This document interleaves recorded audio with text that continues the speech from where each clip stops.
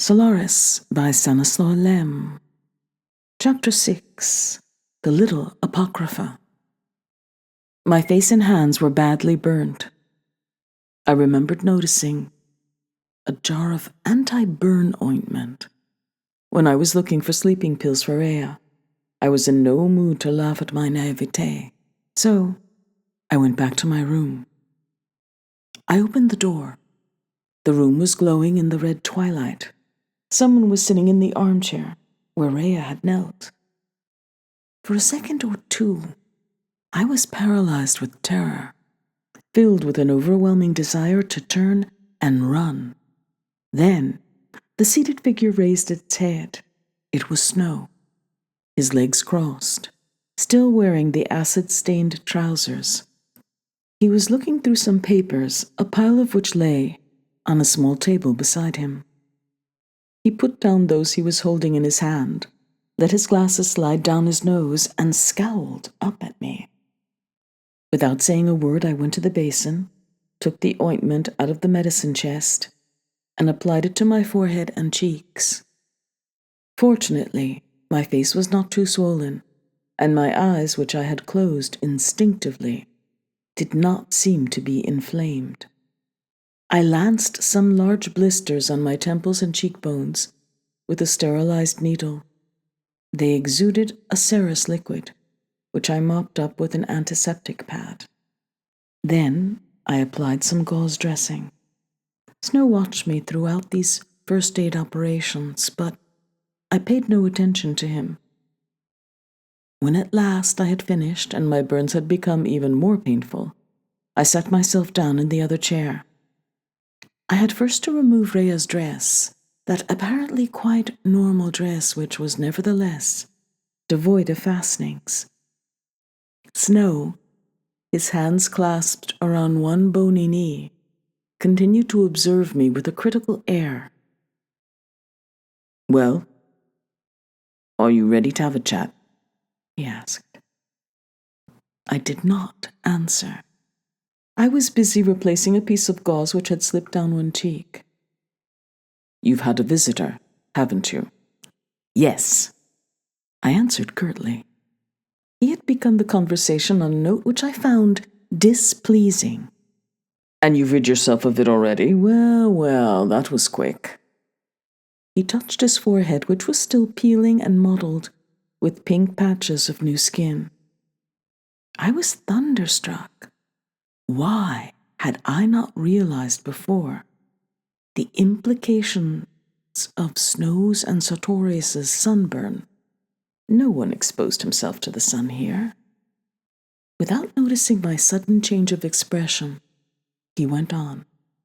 "I imagine you didn't try extreme methods straight away. What did you use first? Drugs? Poison? Judo?"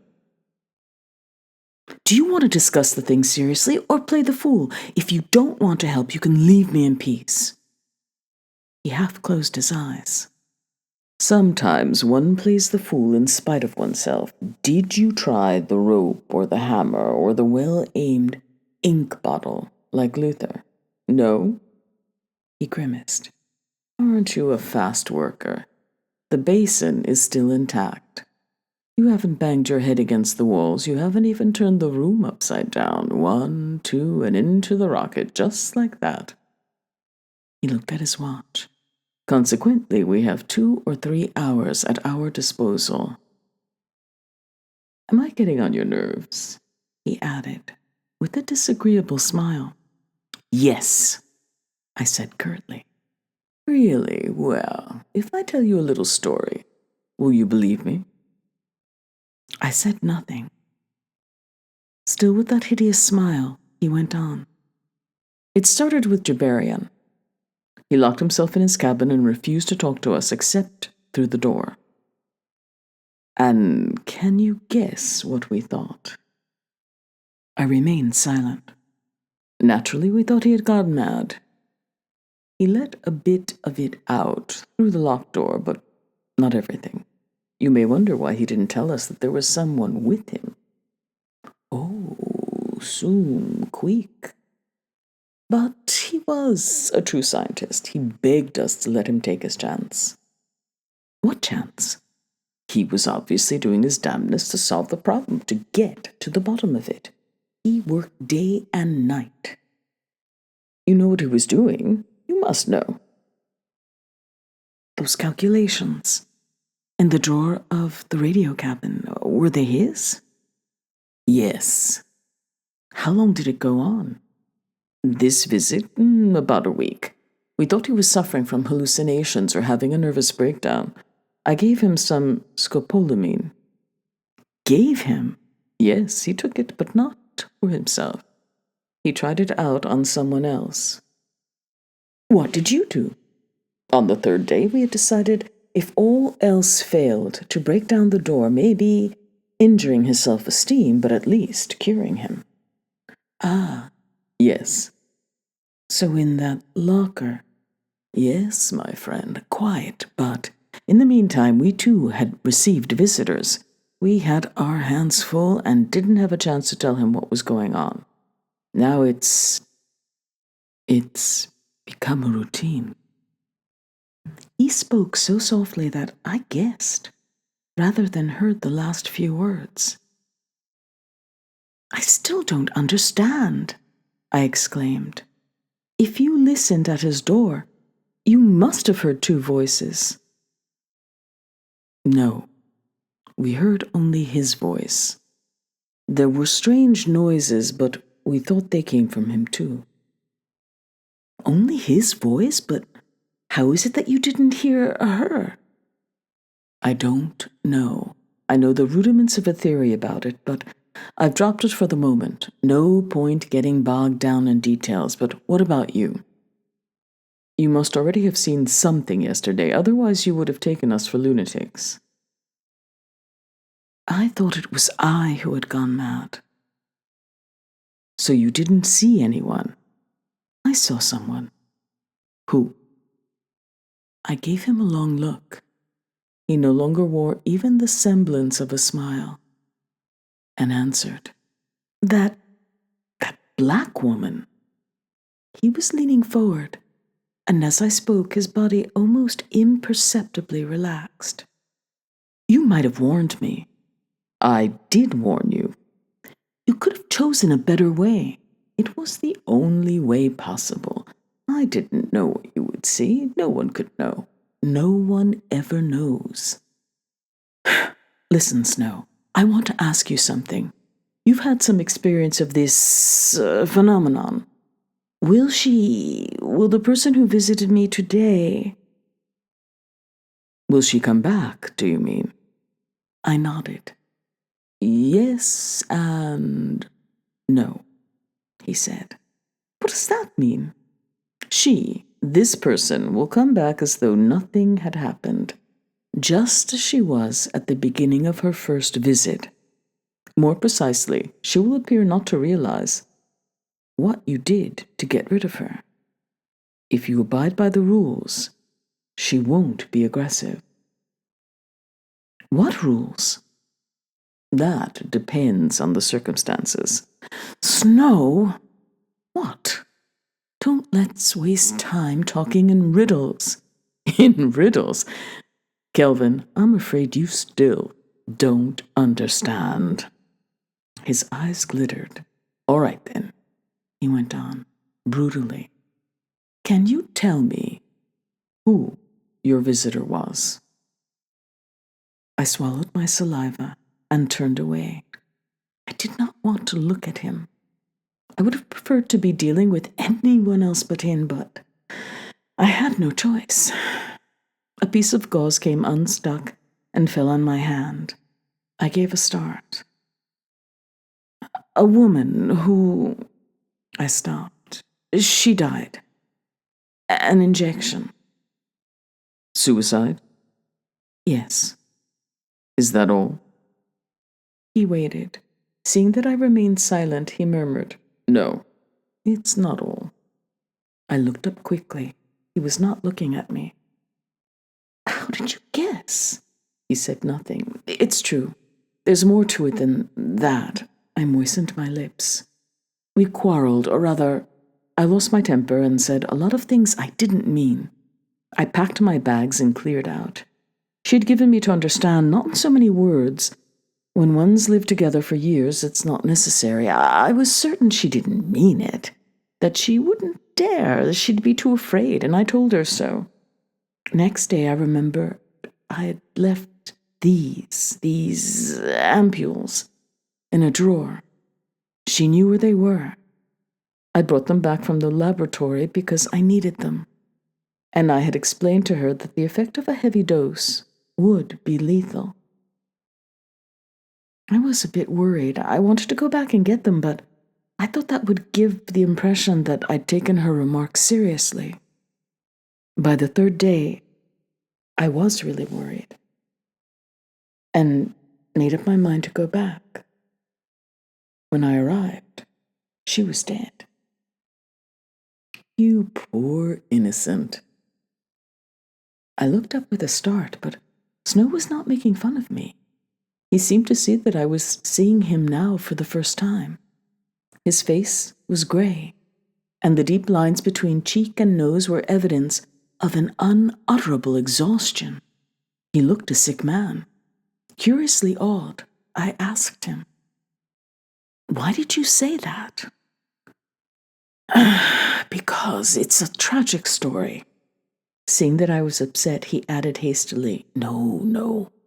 You still don't understand, of course. It's a terrible burden to carry around. And you must feel like a murderer, but there are worse things." "Oh, really?" "Yes, really. And I'm almost glad that you refuse to believe me. Certain events, which have actually happened, are horrible. But what is more horrible still is what hasn't happened. What has never existed." "What are you saying?" I asked, my voice faltering. He shook his head from side to side. "A normal man," he said. "What is a normal man? A man who has never committed a disgraceful act? Maybe. But has he never had uncontrollable thoughts? Perhaps he hasn't. But perhaps something, a phantasm, rose up from somewhere within him 10 or 30 years ago, something which he suppressed and then forgot about, which he doesn't fear since he knows he will never allow it to develop and so lead to any action on his part. And now, suddenly, in broad daylight, he comes across this thing, this thought embodied, riveted to him, indestructible. He wonders where he is. Do you know where he is?" "Where?" "Here," whispered Snow, "on Solaris." "But what does it mean? After all, you and Solaris aren't criminals."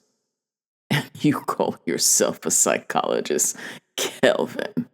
Who hasn't had at some moment in his life a crazy daydream, an obsession? Imagine a fetishist who becomes infatuated with, let's say, a grubby piece of cloth, and who threatens and entreats and defies every risk in order to acquire this beloved bit of rag. A peculiar idea, isn't it? A man who, at one and the same time, is ashamed of the object of his desire and cherishes it above everything else. A man who is ready to sacrifice his life for his love, since the feeling he has for it is perhaps as overwhelming as Romeo's feeling for Juliet. Such cases exist, as you know. So, in the same way, there are things, situations, that no one has dared to externalize, but which the mind has produced by accident, in a moment of aberration, of madness. Call it what you will. At the next stage, the idea becomes flesh and blood. That's all. Stupefied, my mouth dry, I repeated, "That's all?" My head was spinning. "And what about the station? What has it got to do with the station?" It's almost as if you're purposely refusing to understand, he groaned. I've been talking about Solaris the whole time, solely about Solaris. If the truth is hard to swallow, it's not my fault. Anyhow, after what you've already been through, you ought to be able to hear me out. We take off into the cosmos, ready for anything. For solitude, for hardship, for exhaustion, death. Modesty forbids us to say so, but there are times when we think pretty well of ourselves, and yet, if we examine it more closely, our enthusiasm turns out to be all sham. We don't want to conquer the cosmos. We simply want to extend the boundaries of Earth to the frontiers of the cosmos. For us, such and such a planet is as arid as the Sahara, another as frozen as the North Pole, yet another as lush as the Amazon basin. We are humanitarian and chivalrous. We don't want to enslave other races. We simply want to bequeath them our values and take over their heritage in exchange. We think of ourselves as the Knights of the Holy Contact. This is another lie. We are only seeking man. We have no need of other worlds. We need mirrors. We don't know what to do with other worlds. A single world, our own, suffices us. But we can't accept it for what it is. We are searching for an ideal image of our own world. We go in quest of a planet, of a civilization superior to our own, but developed on the basis of a prototype of our primeval past. At the same time, there's something inside us which we don't like to face up to, from which we try to protect ourselves, but which, nevertheless, remains, since we don't leave Earth in a state of primal innocence. We arrive here as we are in reality. And when the page is turned, and that reality is revealed to us, that part of our reality, which we would prefer to pass over in silence, then we don't like it anymore. I had listened to him patiently. But what on earth are you talking about? I'm talking about what we all wanted, contact with another civilization. Now we've got it. We can observe, through a microscope as it were, our own monstrous ugliness, our folly, our shame. His voice shook with rage. So, you think it's the ocean? That the ocean is responsible for it all? But why? I'm not asking how. I'm simply asking why. Do you seriously think it wants to toy with us or punish us? A sort of elementary demonomania. Planet dominated by a huge devil who satisfies the demands of his satanic humor by sending succubi to haunt the members of a scientific expedition? No. You can't believe anything so absurd. He muttered under his breath. This devil isn't such a fool as all that. I looked at him in amazement. Perhaps what had happened, assuming that we had experienced it in our right minds, had finally driven him over the edge. A reaction psychosis. He was laughing to himself. Making your diagnosis? Don't be in too much of a hurry. You've only been through one ordeal, and that a reasonably mild one. Oh, so the devil had pity on me. I was beginning to weary of this conversation. What is it you want exactly? Snow went on. Do you want me to tell you that this mass of metamorphic plasma, X billion tons of metamorphic plasma, is scheming against us? Perhaps nothing. What do you mean, nothing? Snow smiled. You must know that science is concerned with phenomena. Rather than causes, the phenomena here began to manifest themselves 8 or 9 days after that X-ray experiment. Perhaps The ocean reacted to the irradiation with a counter-irradiation. Perhaps it probed our brains and penetrated to some kind of psychic tumor. I pricked up my ears. Tumor? Yes.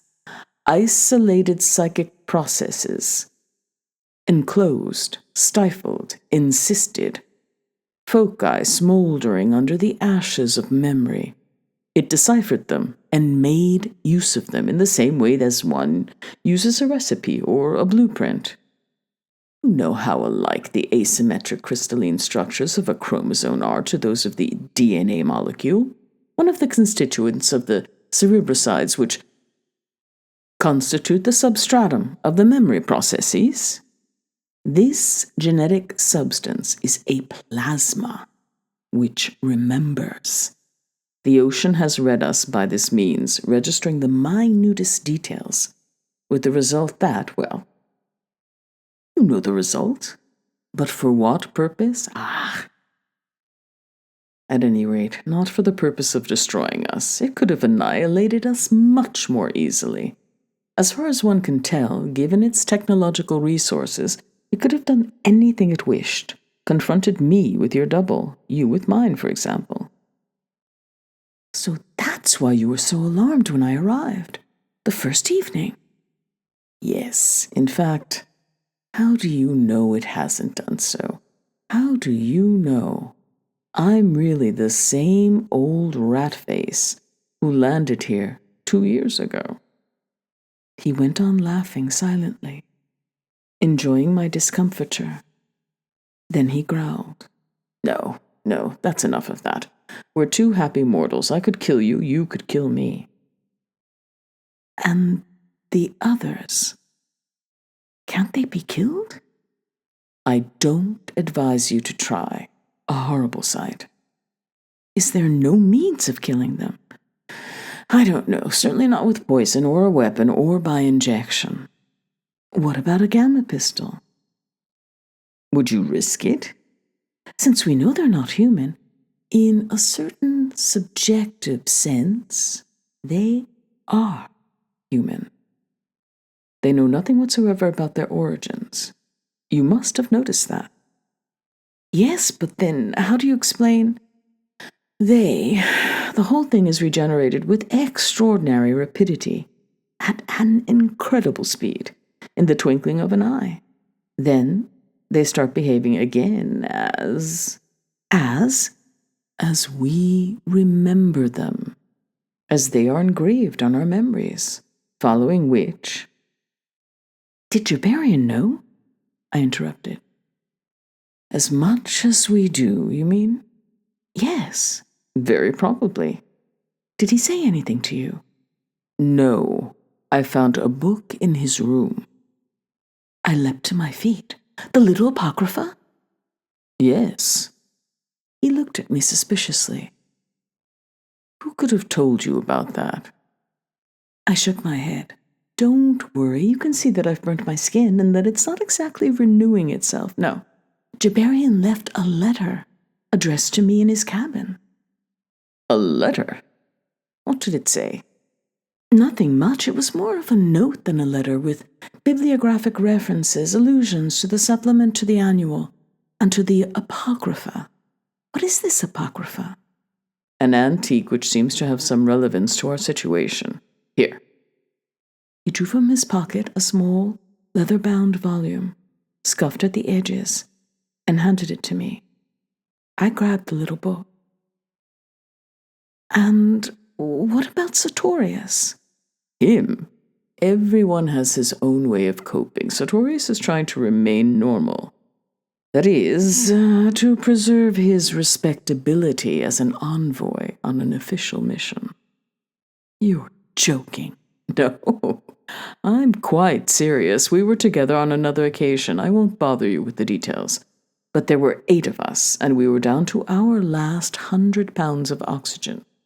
One after another, we gave up our chores, and by the end we all had beards, except Sartorius. He was the only one who had shaved and polished his shoes. He's like that. Now, of course, he can only pretend to act a part, or else commit a crime. A crime? Perhaps that isn't quite the right word. Divorce by ejection. Does that sound better?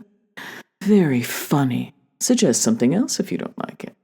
Oh, leave me alone. No. Let's discuss the thing seriously. You know pretty well as much as I do by now. Have you got a plan? No, none. I haven't the least idea what I'll do when she comes back. She will return, if I've understood you correctly. It's on the cards. How do they get in? The station is hermetically sealed, perhaps the layer on the outer hull. He shook his head. The outer hull is in perfect condition. I don't know where they get in. Usually they're there when you wake up, and you have to sleep eventually. Could you barricade yourself securely inside a cabin? The barricades wouldn't survive for long. There's only one solution, and you can guess what that is. We both stood up. Just a minute, Snow. You're suggesting we liquidate the station and you expect me to take the initiative and accept the responsibility? It's not as simple as that. Obviously, we could get out, if only as far as the satellite, and send an SOS from there. Of course, we'll be regarded as lunatics. We'll be shut up in a madhouse on Earth unless we have the sense to retract. A distant planet, isolation, collective derangement. Our case won't seem at all out of the ordinary. But at least we'd be better off in a mental home than we are here. A quiet garden, little white cells, nurses, supervised walks. Hands in his pockets, staring fixedly at a corner of the room, he spoke with the utmost seriousness. The red sun had disappeared over the horizon, and the ocean was a somber desert, mottled with dying gleams, the last rays lingering over the long tresses of the waves. The sky was ablaze. Purple-edged clouds drifted across this dismal red and black world. Well, do you want to get out, yes or no? Or not yet? Always the fighter. If you knew the full implications of what you're asking, you wouldn't be so insistent. It's not a matter of what I want. It's a matter of what's possible. Such as what? That's the point. I don't know. We stay here then. Do you think we'll find some way? Thin, sickly looking, his peeling face deeply lined. He turned towards me. It might be worth our while to stay. We're unlikely to learn anything about it, but about ourselves. He turned, picked up his papers, and went out. I opened my mouth to detain him, but no sound escaped my lips. There was nothing I could do now except wait.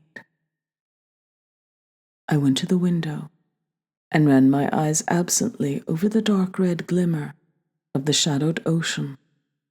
For a moment I thought of locking myself inside one of those capsules on the hangar deck, but it was not an idea worth considering for long.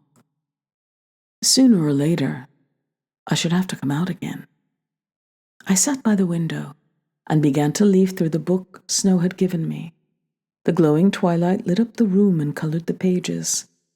It was a collection of articles and treatises edited by an Otho Ravensner, Ph.D., and its general level was immediately obvious. Every science engenders some pseudoscience, inspiring eccentrics to explore freakish byways. Astronomy has its parodists in astrology. Chemistry used to have them, and alchemy. It was not surprising, therefore, that solaristics in its early days had set off an explosion of marginal cogitations. Ravensner's book was full of this sort of intellectual speculation, prefaced, it is only fair to add, by an introduction in which the editor dissociated himself from some of the texts reproduced. He considered with some justice that such a collection could provide an invaluable period document as much for the historian as for the psychologist of science.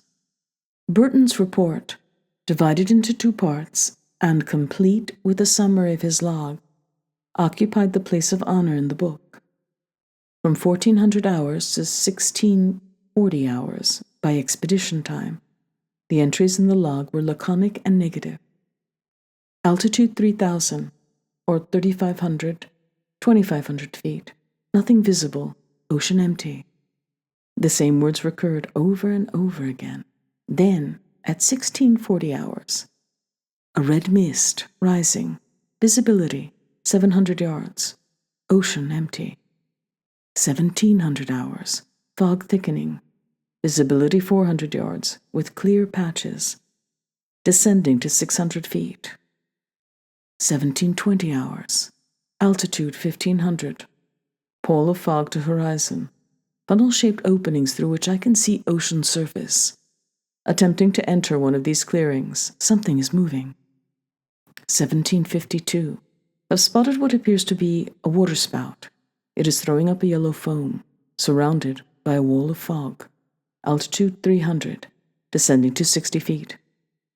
The extract from Burton's log stopped at this point.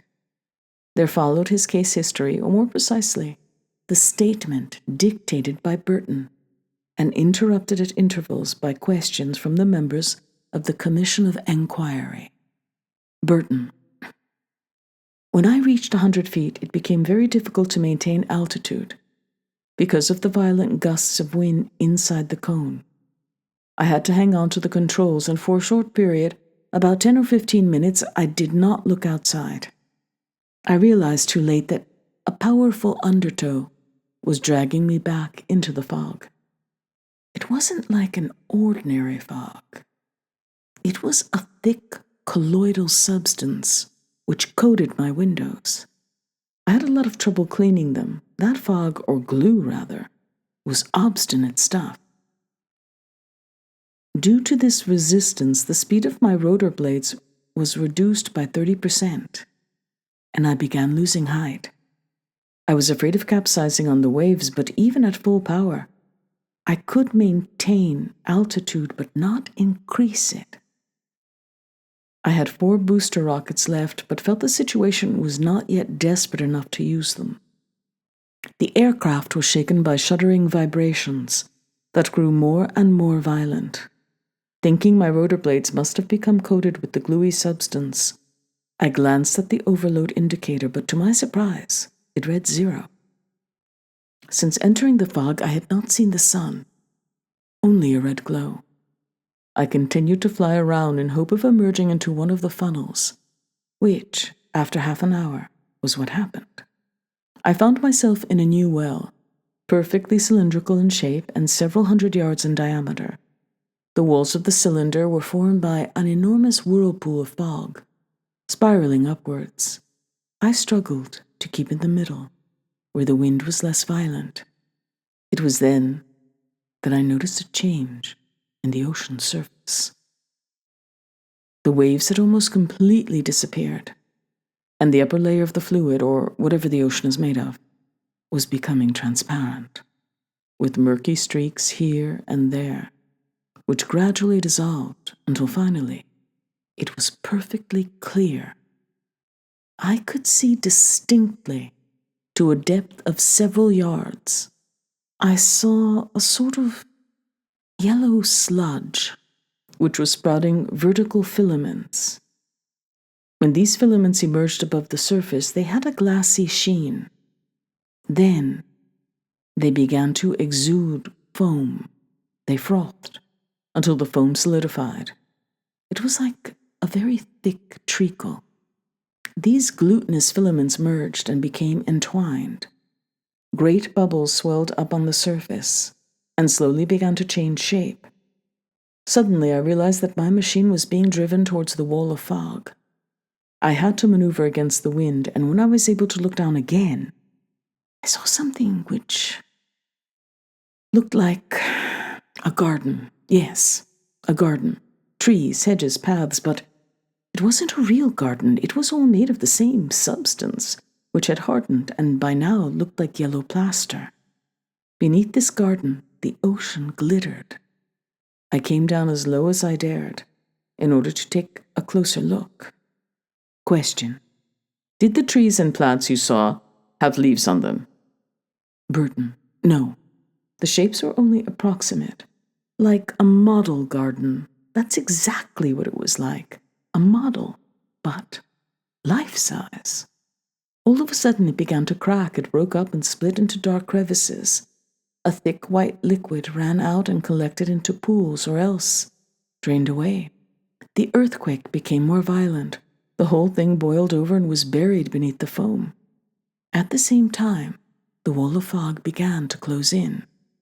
I gained height rapidly and came clear at 1,000 feet. Question. Are you absolutely sure that you saw what you saw resembled a garden?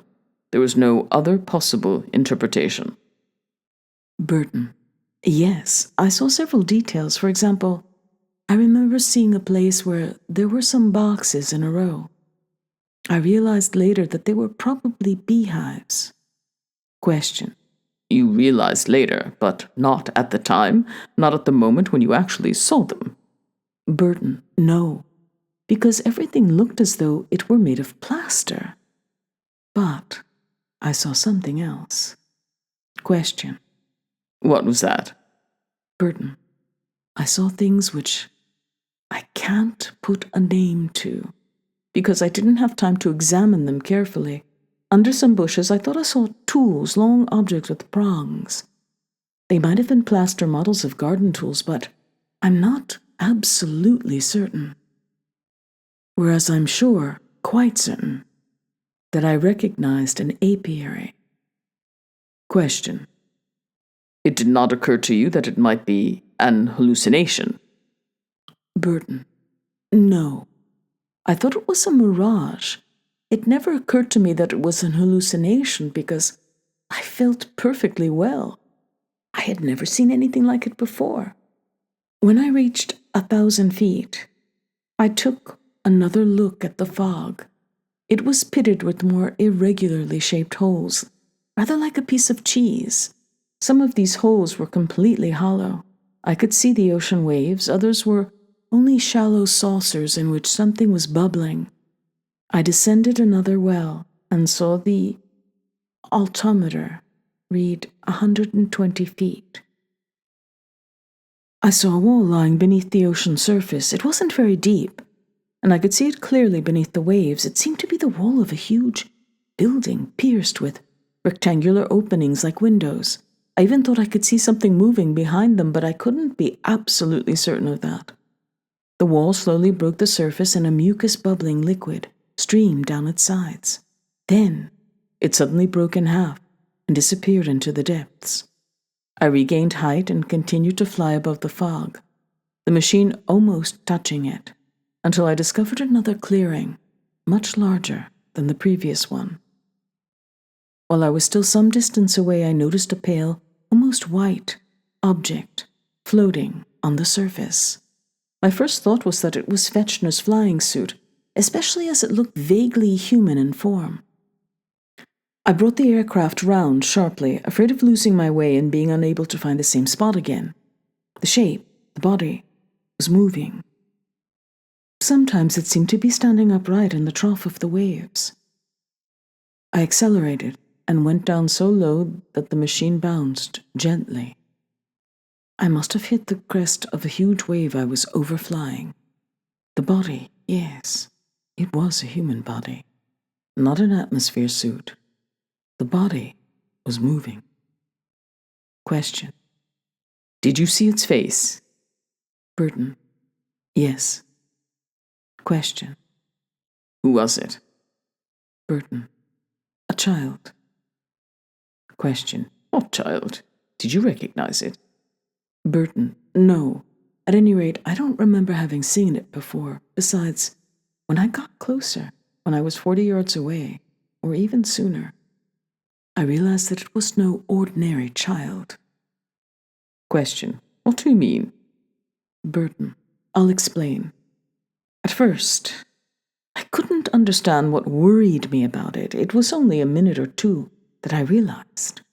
This child was extraordinarily large, enormous in fact, stretched out horizontally. Its body rose 12 feet above the surface of the ocean, I swear. I remembered that when I touched the wave, its face was a little higher than mine, even though my cockpit must have been at least 10 feet above the water. Question. If it was as big as that, what makes you say it was a child? Burton. Because it was a tiny child. Question. Do you realize, Burton, that your answer doesn't make sense? Burton. On the contrary, I could see its face, and it was a very young child. Besides, its proportions corresponded exactly to the proportions of a child's body. It was a babe in arms. No, I exaggerate. It was probably 2 or 3 years old. It had black hair and blue eyes, enormous blue eyes. It was naked, completely naked, like a newborn baby. It was wet, or should I say glossy. Its skin was shiny. I was shattered. I no longer thought it was a mirage. I could see this child so distinctly. It rose and fell with the waves, but apart from this general motion, it was making other movements, and they were horrible. Question. Why? What was it doing? Burton. It was more like a doll in a museum, only a living doll. It opened and closed its mouth. It made various gestures, horrible gestures. Question. What do you mean? Burton. I was watching it from about 20 yards away. I don't suppose I went any closer, but as I've already told you, it was enormous. I could see very clearly. Its eyes sparkled, and you really would have thought it was a living child. If it hadn't been for the movements, the gestures, as though someone was trying, it was as though someone else was responsible for the gestures. Question. Try to be more explicit. Burton. It's difficult. I'm talking of an impression, more of an intuition. I didn't analyze it, but I knew that those gestures were not natural. Question. Do you mean, for example, that the hands didn't move as human hands would move because the joints were not sufficiently supple? Burton. No, not at all, but these movements had no meaning. Each of our movements means something, more or less. It serves some purpose. Question. Do you think so? The movements of an infant don't have much meaning. Burton. I know, but an infant's movements are confused, random, uncoordinated. The movements I saw were, yes, that's it. They were methodical movements. They were performed one after another, like a series of exercises, as though someone had wanted to make a study of what this child was capable of doing with its hands, its torso, its mouth. The face was more horrifying than the rest because the human face has an expression, and this face, I don't know how to describe it. It was alive, yes, but it wasn't human. Or rather, the features as a whole, the eyes, the complexion were, but the expression, the movements of the face were certainly not. Question. Were they grimaces? Do you know what happens to a person's face during an epileptic fit?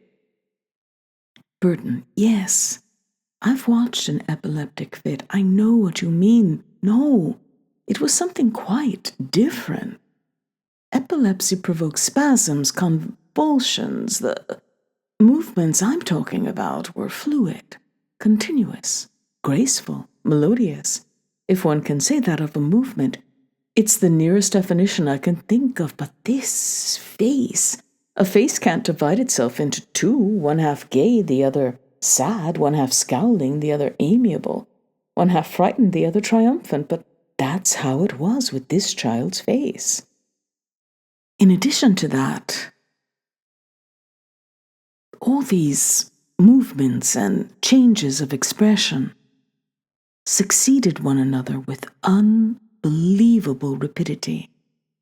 I stayed down there a very short time, perhaps 10 seconds, perhaps less. Question. And you claim to have seen all that in such a short time? Besides, how do you know how long you were there? Did you check your chronometer? Burton. No, but I've been flying for 17 years, and in my job, one can measure instinctively as to the nearest second the duration of what would be called an instant of time. It's an acquired faculty and essential for successful navigation. A pilot isn't worth his salt if he can't tell whether a particular phenomenon lasts 5 or 10 seconds, whatever the circumstances. It's the same with observation. We learn over the years to take in everything at a glance. Question. Is that all you saw? Burton. No. But I don't remember the rest so precisely. I suppose I must have already seen more than enough. My attention faltered. The fog began to close in, and I had to climb. I climbed, and for the first time in my life I all but capsized. My hands were shaking so much that I had difficulty in handling the controls. I think I shouted something, called up the base, even though I knew we were not in radio contact. Question.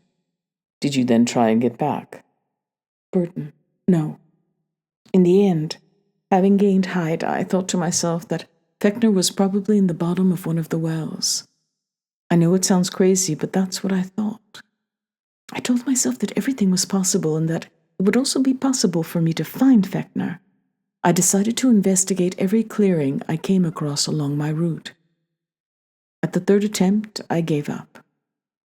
When I had regained height, I knew that it was useless to persist after what I had seen on this third occasion. I couldn't go on any longer. I should add, as you already know, that I was suffering from bouts of nausea, and that I vomited in the cockpit. I couldn't understand it. I have never been sick in my life. Comment. It was a symptom of poisoning. Burton. Perhaps, I don't know. But what I saw on this third occasion I did not imagine. That was not the effect of poisoning. Question. How can you possibly know? Burton. It wasn't an hallucination. An hallucination is created by one's own brain, wouldn't you say? Comment. Yes. Burton. Well, my brain couldn't have created what I saw. I'll never believe that. My brain wouldn't have been capable of it. Comment. Get on with describing what it was. Burton. Before I do so, I should like to know how the statements I've already made will be interpreted. Question. What does that matter? Burton. For me, it matters very much indeed. I have said that I saw things which I shall never forget. If the Commission recognizes, even with certain reservations, that my testimony is credible, and that a study of the ocean must be undertaken, I mean a study orientated in the light of my statements, then I'll tell everything. But if the Commission considers that it is all delusions, then I refuse to say anything more. Question. Why? Burton. Because the contents of my hallucinations belong to me, and I don't have to give an account of them, whereas I am obliged to give an account of what I saw on Solaris. Question. Does that mean that you refuse to answer any more questions until the expedition authorities have announced their findings? You realize, of course, that the Commission isn't empowered to take an immediate decision. Burton. Yes. The first minute ended here. Then followed a fragment of the second minute, drawn up 11 days later. President. After due consideration, the Commission, composed of 3 doctors, 3 biologists, a physicist, a mechanical engineer, and the deputy head of the expedition, has reached the conclusion that Burton's report is symptomatic of hallucinations caused by atmospheric poisoning, consequent upon inflammation of the associative zone of the cerebral cortex, and that Burton's account bears no, or at any rate no appreciable, relation to reality. Burton. Excuse me, what does no appreciable relation mean? In what proportion is reality appreciable or not? President. I haven't finished. Independently of these conclusions, the Commission has duly registered a dissenting vote from Dr. Archibald Messenger, who considers the phenomena described by Burton to be objectively possible and declares himself in favor of a scrupulous investigation. Burton. I repeat my question. President. The answer is simple. No appreciable relation to reality means that the phenomena actually observed may have formed the basis of your hallucinations. In the course of a nocturnal stroll, a perfectly sane man can imagine he sees a living creature in a bush, stirred by the wind. Such illusions are all the more likely to affect an explorer, lost on a strange planet and breathing a poisonous atmosphere. This verdict is in no way prejudicial to you, Burton. Will you now be good enough to let us know your decision? Burton.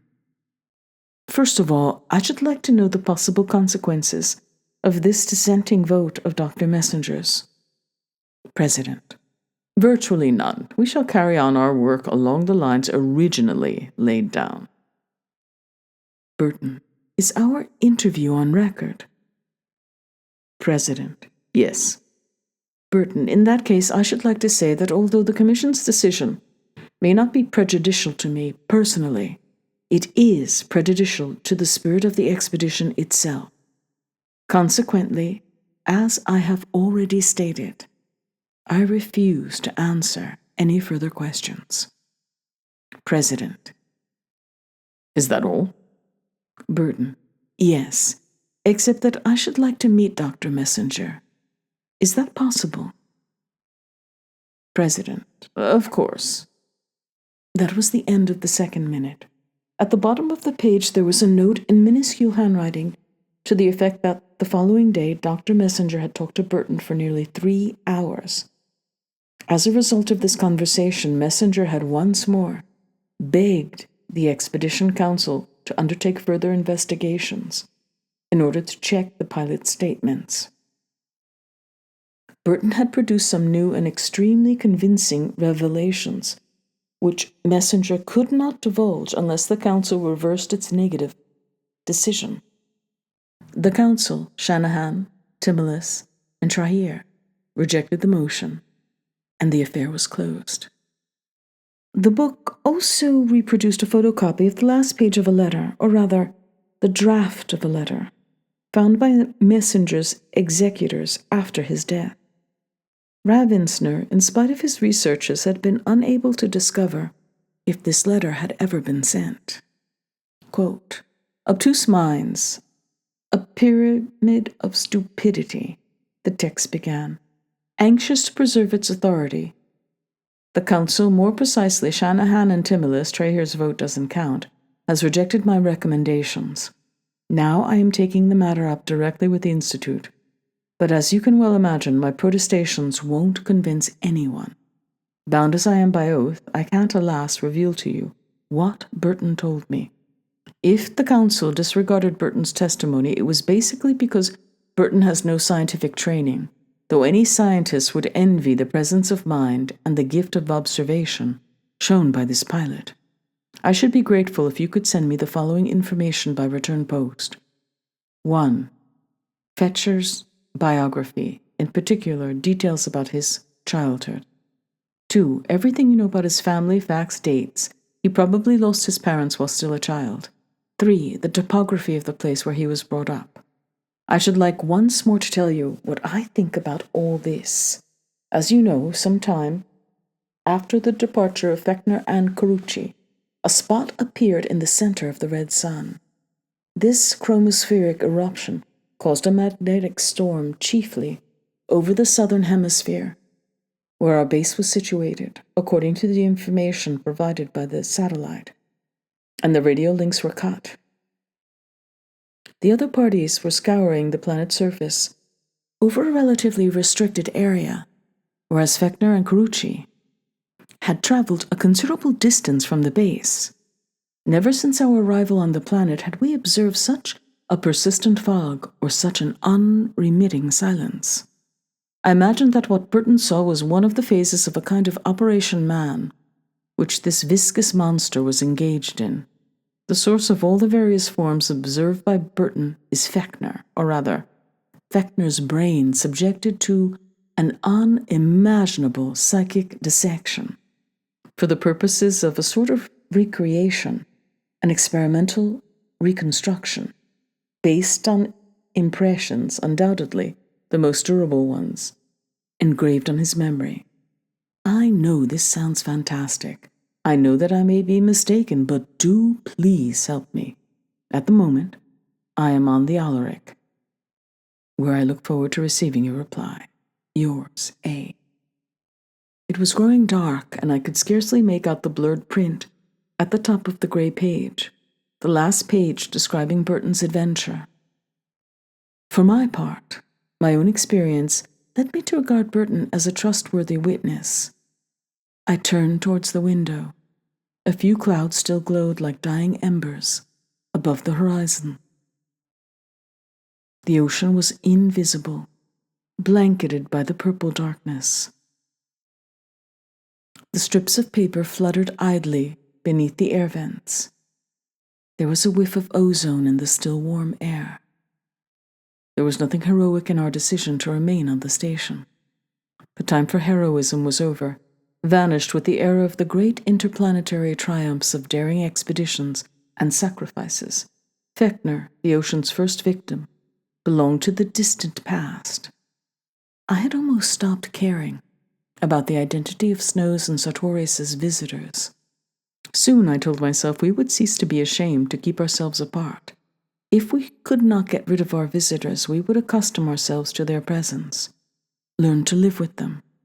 If their creator altered the rules of the game, we would adapt ourselves to the new rules, even if at first we jibbed or rebelled, even if one of us despaired and killed himself first.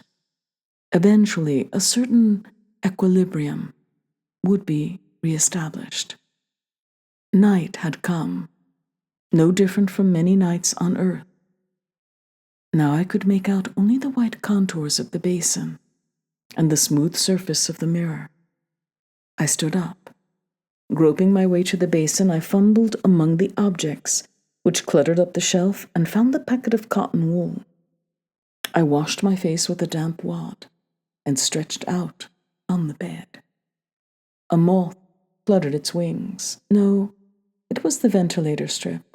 The whirring stopped, then started up again. I could no longer see the window. Everything had merged into darkness. A mysterious ray of light pierced the blackness and lingered in front of me, against the wall. Or the black sky.